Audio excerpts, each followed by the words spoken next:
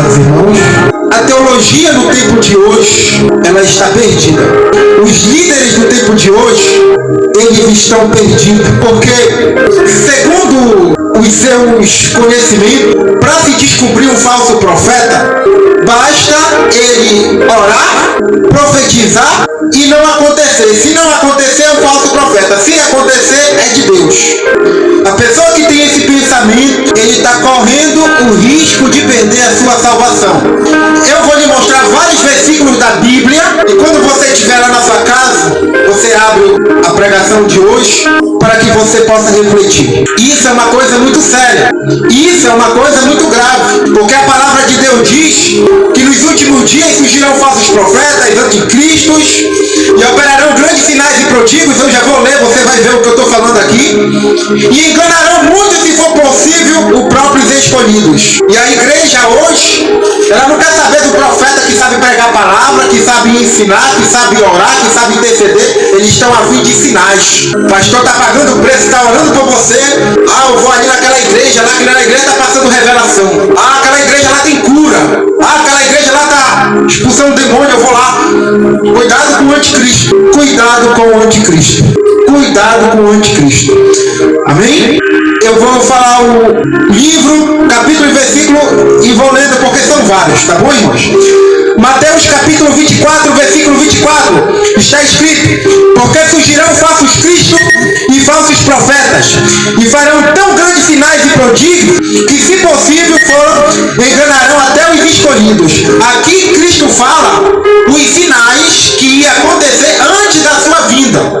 Ele fala que haverá terremoto, guerra, fome, o evangelho será pregado. Falou tudo isso, versículo 24, olha, surgirão falsos profetas e falsos cristos e operarão grandes sinais e prodígios, se for possível, enganarão até os escolhidos. Em Marcos capítulo 13, versículo 22, porque se levantarão falsos cristos e falsos profetas e farão sinais e prodígios para enganar, se possível, até os escolhidos. O mesmo do capítulo do livro que nós lemos anteriores.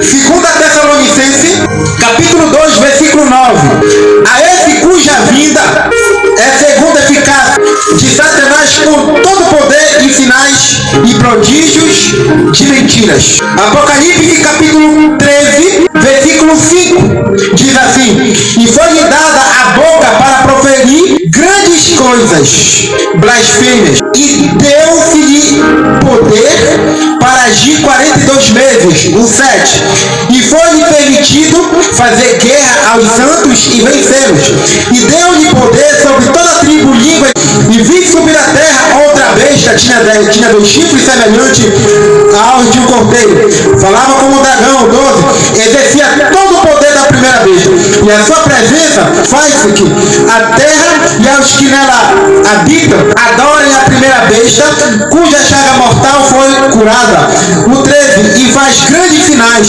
de maneira que até fogo faz descer do céu a terra, vista aos homens. 14, e enganam aos que habitam sobre a terra com os sinais que lhe foi permitido que fizessem em sua presença da besta, dizendo aos que habitam na terra que fizessem a sua imagem a besta, que tinha aferida a espada e viva. 15, e foi-lhe concedido que desse espírito a imagem a besta, para que também a imagem a besta falasse, e fizessem com que fosse morto todos os que não adorassem a imagem da besta. 2 Coríntios capítulo 11, versículo 13, porque tais falsos apóstolos são obreiros fraudulentos, transfigurando-se em apóstolos de Cristo, e não é de maravilhar, porque o próprio Satanás se transforma em anjo de luz.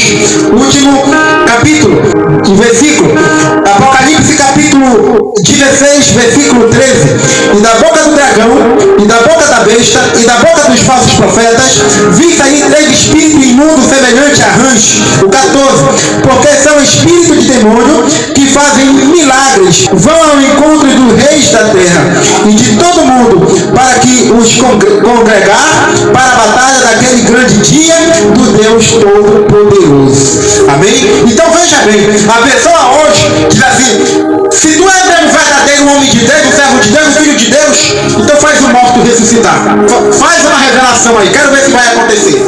O diabo, ele tem poder, segundo a Bíblia, para falar isso. É por isso que está escrito na Bíblia que nem todo aquele que me diz Senhor, Senhor, entrará no reino dos céus. Senhor, nós não profetizamos em teu nome, nós não expedimos imagem, nós não operamos milagres em teu nome, nós não curamos, nós não operamos milagres e maravilhas. O apóstolo Paulo, ele diz assim, olha, pode vir pessoas com todos os dons do Espírito Santo, mas se não tiver amor, nada vale. Amém? Então, você não deve ficar feliz apenas quando uma pessoa, vamos dizer assim, ressuscita mortos, cura enfermo, expide demônio. Não, daí você não deve estar feliz. A tua felicidade tem que ser em uma pessoa de caráter, porque uma pessoa que tem todos os dons espirituais não quer dizer que tem o Espírito Santo e não quer dizer que está salvo. Segundo o que nós lemos aqui, segundo o que está escrito na palavra de Deus. Tem pessoas que se gloriam porque louva muito, canta muito. O diabo ringia os coros celestial. Moisés, ele pegou o cajado e fez se transformar em uma serpente. Os magos fizeram a mesma coisa. Isso é de Deus ou não? Porque tem muitos que estão sendo idolatrados. Então você tem que tomar cuidado com esses tipos de sinais e prodígios. Porque o mundo hoje, ele acha que uma pessoa de Deus tem que operar milagres e maravilhas.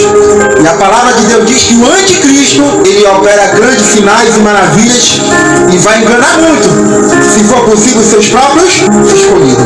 Qual é o fruto do Espírito? Paciência, amor. Os filhos da treva não tem isso. Então, eu costumo dizer que uma pessoa cheia do Espírito Santo é essa pessoa que tem todos os frutos do Espírito Santo. Os dons espirituais faz parte para pregar o Evangelho, mas isso não quer dizer que a pessoa está salva. E tem muitas pessoas que dizem, Deus já está comigo, Deus é comigo, porque eu oro, a pessoa é curada, eu evangelizo, a pessoa, eu oro, tiro os demônios, o demônio sai. Isso daí não quer dizer nada. Às vezes a pessoa faz tudo isso, mas não busca mais ao Senhor, não quer mais ter compromisso com o Senhor, não tem mais intimidade com o Senhor.